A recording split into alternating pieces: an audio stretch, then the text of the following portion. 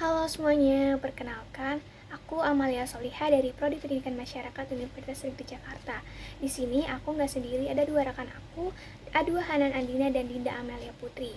Kami ingin menjelaskan materi pada modul pembelajaran yang telah kami buat mengenai kreasi ramah lingkungan dalam membuat tempat sampah dari kardus bekas. Dalam era modern ini, tantangan yang dihadapi manusia adalah bagaimana menjaga keseimbangan antara pemenuhan kebutuhan hidup saat ini dengan keberlanjutan lingkungan untuk generasi mendatang. Maka dari itu, dalam konteks ini, perlunya untuk memahami konsumsi berkelanjutan, manfaat, dan tantangan. Nah, kita perlu tahu nih, konsumsi berkelanjutan itu merupakan pola konsumtif yang bertujuan untuk memenuhi kebutuhan manusia dengan mempertimbangkan dampak positif terhadap lingkungan, sosial, dan ekonomi. Nah, manfaat dari konsumsi berkelanjutan gak cuma buat lingkungan aja, tetapi juga membantu dalam membangun ekonomi lokal, mendukung pemberdayaan masyarakat, serta menciptakan pola hidup yang lebih bertanggung jawab terhadap alam sekitar.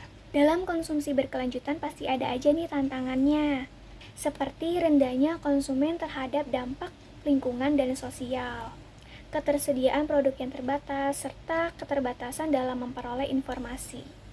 Nah, di slide ini aku bakal bahas tentang kardus sebagai bahan daur ulang. Jadi di sini aku bakal jelasin nih sifat dan potensi dari kardus itu sendiri itu seperti apa dan kenapa kita menggunakan kardus ini, manfaat dari penggunaan kardus sebagai bahan utama dalam pembuatan tempat sampah 3R ini tuh apa gitu. Dimulai dengan sifat dan potensi kardus.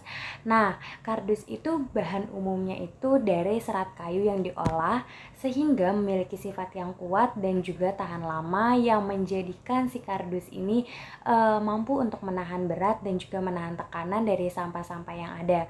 Juga yang kita tahu kalau misalkan kardus itu kan nggak langsung basah banget ya kalau kena air, jadi dia akan mampu untuk lebih lama menahan kotoran-kotoran air yang mungkin keluar dari sampah-sampah itu. Nah, lanjut ada manfaatnya nih. Kenapa kita memilih kardus sebagai bahan daur ulang untuk pembuatan tempat sampah ini? Karena pasti akan ada manfaat dari pilihan yang kita ambil. Jadi kenapa kita itu mengambil kardus sebagai bahan utamanya? Karena setiap rumah tangga itu pasti memiliki setidaknya satu atau dua kardus sisa yang ada di rumah mereka yang mungkin mereka ini bingung nih mau dikreasikan seperti apa, mau dibikin seperti apa. Jadi kita punya ide nih untuk membuat, kenapa kita nggak membuat sampah 3R itu aja sih, tempat sampah 3R yang mungkin kalau misalkan kita beli tempat sampahnya itu akan lebih mahal dan kayak lebih memakan tempat gitu. Jadi kenapa kita nggak mengkreasikan dari sampah limbah yang ada di rumah kita?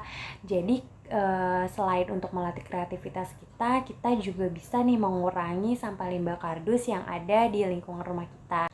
Setelah kita lihat alasan dan manfaat dari penggunaan kardus sebagai bahan utama tempat sampah ini, kita bisa langsung nih masuk ke langkah-langkah dalam pembuatannya.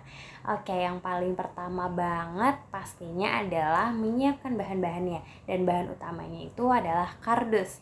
Jadi kita pilih dulu nih kardus sebesar dan sekecil apa yang kita inginkan, yang kira-kira saat dipotong itu dia nggak yang langsung jadi kecil banget, jadi aneh. Dan kita mulai masuk ke langkah pertama nih, kita mulai masuk ke pemotongan dan penyusunan kardus.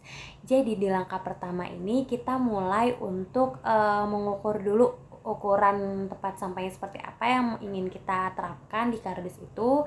Jadi supaya saat memotong itu kita nggak salah nih, nggak salah ukuran yang tiba-tiba ntar jadi kecil atau tiba-tiba kebesaran. Jadi kita sesuaikan dulu, kita bikin dulu kerangka-kerangkanya mulai dari tutupnya, alasnya, dan juga badan si tempat sampah itu. Lalu yang kedua itu ada pemasangan dan pengencangan. Jadi di pemasangan dan pengencangan ini kita mulai merakit nih dengan ngelem satu sama lain. Jadi si alas kita lem dengan badan tempat sampahnya, terus mulai mengelem di tutup-tutup tempat sampahnya. Jadi kita sesuaikan, kita jadikan itu sebagai kerangka tempat sampah yang utuh. Lalu yang terakhir, yang ketiga, yaitu adalah penambahan dekorasi. Memang ini opsional, jadi ini dikreasikan sesuai dengan minat kalian semua.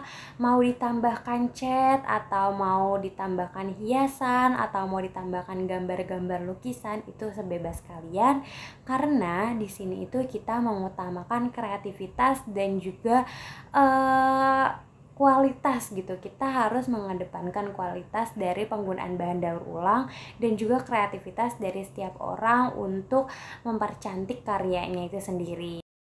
Selanjutnya ada penerapan. Nah, tempat sampah ramah lingkungan dapat ditempatkan di taman dan area ruang terbuka hijau yang berguna untuk memfasilitasi pengunjung dalam membuang sampah dengan benar saat berada di luar ruangan. Nah, dengan adanya tempat sampah yang tepat ini, pengunjung cenderung untuk membuang sampah ke tempat yang telah disediakan sehingga mengurangi kemungkinan terjadinya sampah berserakan.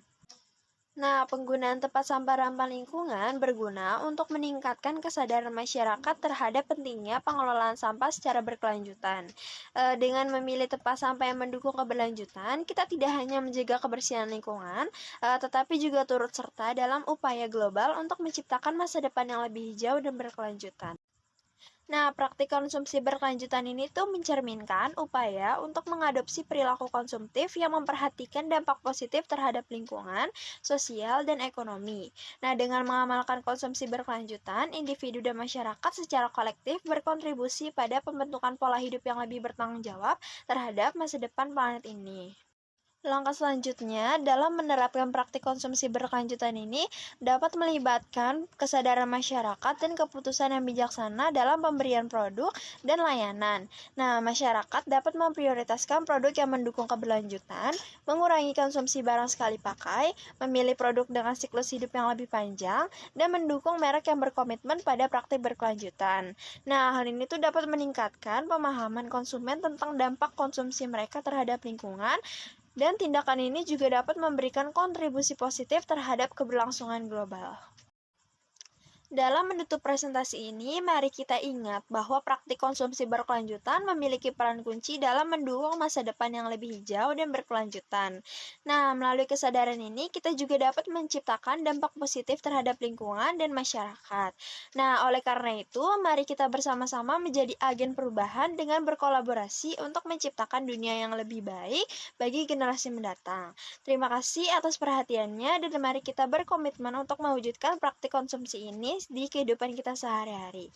Kurang lebihnya mohon maaf. Wassalamualaikum warahmatullahi wabarakatuh.